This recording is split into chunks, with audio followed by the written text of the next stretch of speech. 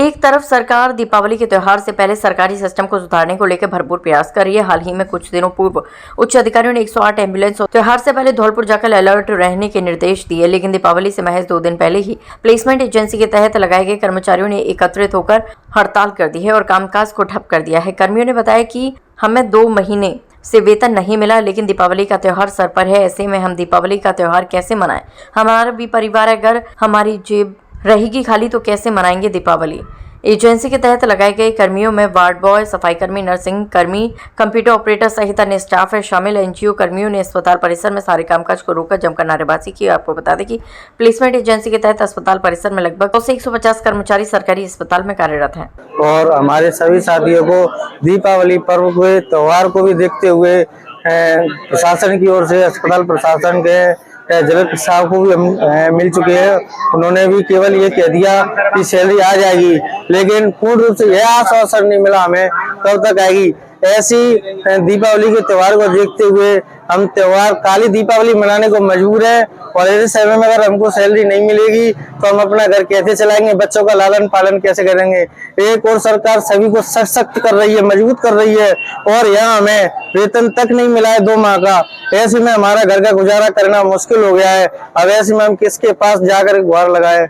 और देखा जाए तो कर्मचारी जो परमानेंट है उनको समय पर वेतन भी है और वो से बोनस भी है दीपावली का। हमको अल्प वेतन भोगी है, हमको हमारा वेतन भी नहीं। ये कैसा न्याय है हमारे साथ में? और मेरे को 3 महीने से 2 महीने से 3 महीने से सैलरी नहीं दी जा रही है सब लोगों को। और सरकारी कर्मचारियों को सबको बोनस भी दिया जा रहा है, हमको सैलरी भी नहीं दी जा रही है।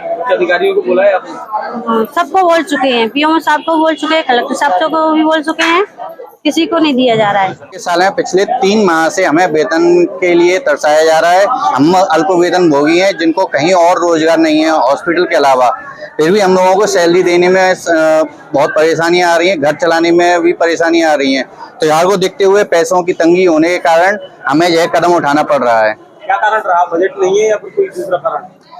कलेक्टर साहब के पास भी हम ज्ञापन देने गए थे तो उन्होंने कहा था कि आपकी सैलरी त्योहार को देखते हुए मिल जाएगी, लेकिन आज तक यह नहीं बताया कि कब मिलेगी। और पीएमओ सर के पास भी गए, वहां से भी हमें संतुष्टि पूर्वक जवाब नहीं मिला है। त्योहार को देखते हुए मतलब किस तरह से, कितनी तारीख को आ जाती थी पहले? हमारी 10 तारीख तक सैलरी आ जाती थी और पिछले 2 माह से हमें सिर्फ आश्वासन पर आश्वासन दिए जा रहे हैं कि आपकी सैलरी आ जाएगी, आ जाएगी, आ जाएगी। दीपावली जैसे त्योहारों को देखते हुए घर चलाने के लिए सैलरी की बहुत जरूरत है।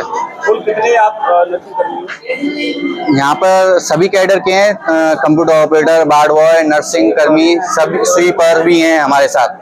किसी की भी सैलरी नहीं आई है पिछले 3 माह से। अब क्या मन बनाया आपने?